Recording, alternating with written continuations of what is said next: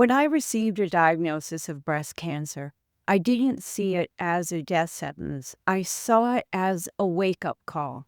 I knew my body wasn't betraying me. It was speaking to me. And the moment I stopped fighting it and started listening, everything changed. One of the first things that I realized was that fear and faith can't coexist. It has to either be one or the other. You can go back and forth moment to moment, but you can't have both at the same time. So for me, I realized that I wanted to spend as much time as possible in a place of faith and figure out how to minimize the time that fear would take over. And so for me, I had various things that I would do that help with that. The biggest thing was my belief system. And before I even left the office after having the mammogram and realizing that there was a 99% chance I was going to have this diagnosis. At that point, I had already started in my mind flipping things and formulating what my plan was going to be.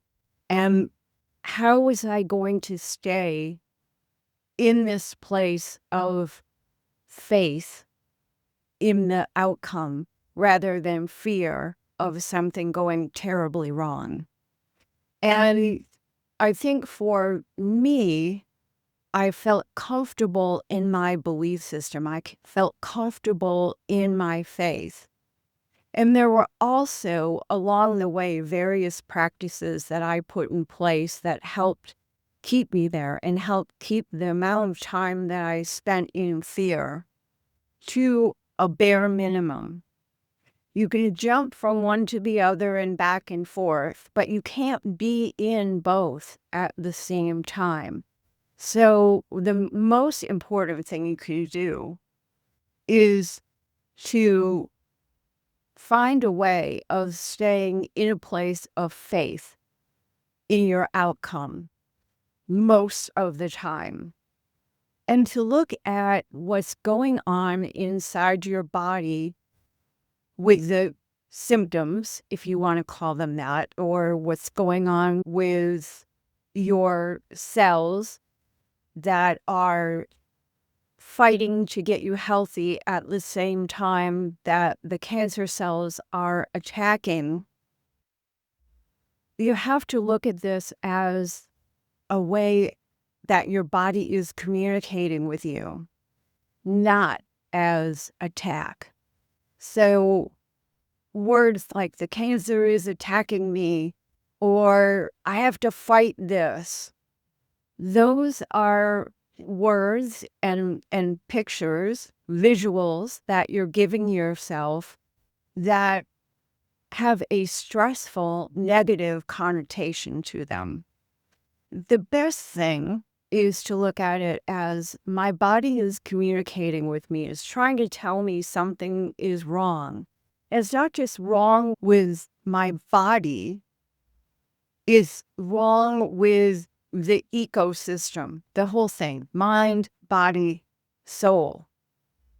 So your spirit is as involved in this as your mind is, your emotions, your thinking, your belief systems, as your body is with what's going on with the cancer cells themselves and how your body is dealing with that. For your body, it's saying, hey, wake up. Something's going on here. It's not good. You have to pay attention. Help us. And your cells are asking for your help, whether that means to, deal with something toxic in your life, stop eating all the crap that you're eating that's making it impossible for your cells to do their job and kick the cancer cells out of your body. It's a time for all hands on deck. And that means clearing your mind, looking at what's going on at a spiritual level, at a soul level. What kind of shape is your life in all the way around? This isn't just something that strangely happened inside your body. There's a reason for it. There's probably many reasons for it and contributing factors that all came together at this time and place for this to be going on. So when you harness your mind and your soul, your spirit, along with everything you can do to aid your body at this time, that is going to keep you in a place of faith rather than fear. That is going to help you look at this as this is a wake-up call, not a death sentence. And knowing that you have so much power in this situation will help move you from why me to, okay, what is this showing me? What am I supposed to be looking at here? And for me, when I ask myself that question, like, okay, well, I have a great diet. I stopped eating meat, oh God, like 6 years before this. And I lived in a pristine environment, almost like living on a deserted island. So there was no environmental toxins that I was aware of. I tried to eliminate as many toxins from my life as possible. I meditated, I did yoga, I did all these things that I thought were the right things to do. And yet it's like, okay, you need to dig a little deeper because this didn't just show up out of nowhere. Something was coming together for this to be here now. And so I started thinking, okay, what do I need to deal with in my life? What is it that needs to be cleared for me? And I came up with a couple things right away. I'm like, oh, okay.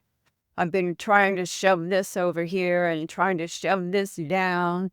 And this might be the wake-up call for you got to deal with the shit in your life right now, or this is not going to go away.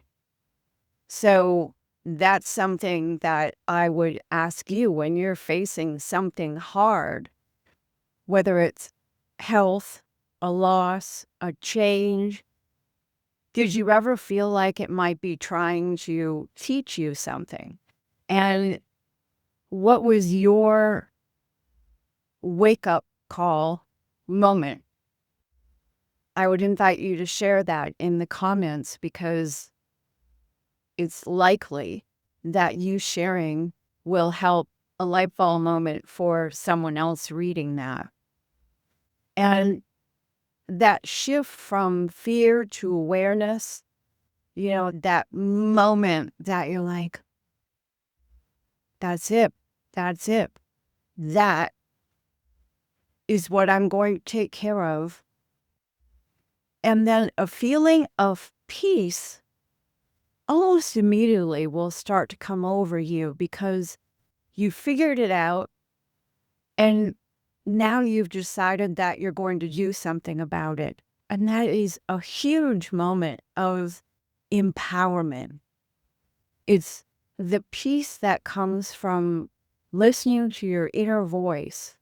And for me, that happened that day when I walked out of the office after my mammogram and I stopped in the middle of the road. It was a very quiet road, so I could do that. I just stopped right in the middle of the road. And I thought, okay, literally my inner voice was saying, I don't think this is a death sentence. I think this is a wake-up call. And I am going to figure this out as fast as I possibly can to make this lesson as short as possible. And I'm going to fully commit 100% to doing this, to having this out of my body, having what caused it out of my life so that I can move on. And that's exactly what I did. So that was where my healing journey really began. It was that moment of acceptance that led to a moment of awareness, that led to a moment of peace, that led to a moment of determination, of drawing the line in the sand, of marshaling all the troops inside me, mind, body, and soul, to say, okay, we're doing this together and we're doing it.